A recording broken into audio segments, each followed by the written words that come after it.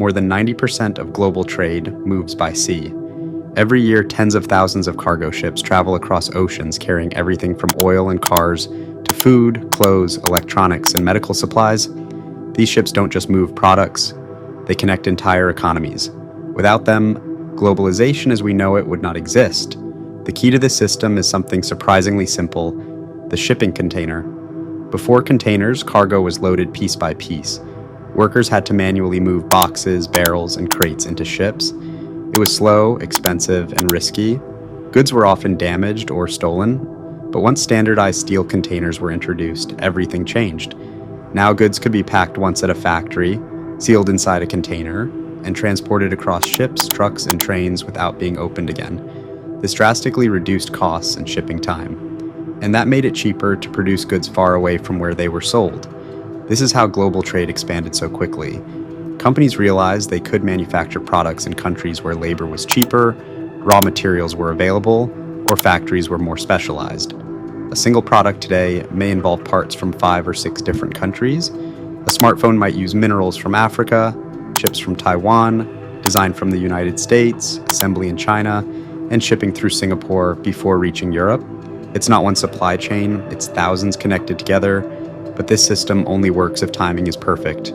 Modern businesses use what's called just-in-time production.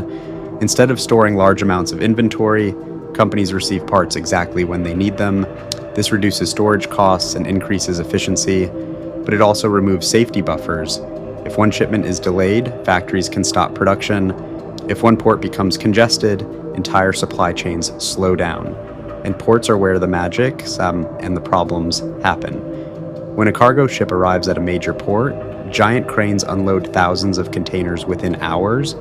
Trucks and trains move them inland to warehouses. Everything is tracked digitally. It's an enormous coordination effort happening 24 hours a day.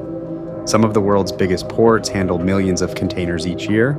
These ports are like economic engines for their countries, but they are also bottlenecks. If too many ships arrive at once, ports become congested. Ships must wait offshore. Containers pile up. Truck drivers face long delays. And once delays start, they spread quickly across the globe. A delay in one country can cause shortages in another thousands of miles away. Then there are the choke points. Global trade doesn't move freely everywhere. It passes through narrow routes, canals, and straits, where massive amounts of cargo are squeezed into tight spaces. If something blocks these routes even briefly, the consequences are huge. Ships may need to take longer routes, increasing fuel costs and delays. Political tensions in these areas can also affect global markets. Oil prices, for example, can rise quickly if shipping routes near energy-producing regions are threatened. Ocean shipping is not just an economic system, it's also deeply connected to politics and power. Countries protect important trade routes with naval forces. Governments invest billions into port infrastructure to attract shipping traffic. Control over major ports can influence trade patterns. In some cases, ports become strategic assets in international relationships. But while the system drives economic growth, it also has environmental costs. Global shipping is the bloodstream of the world economy.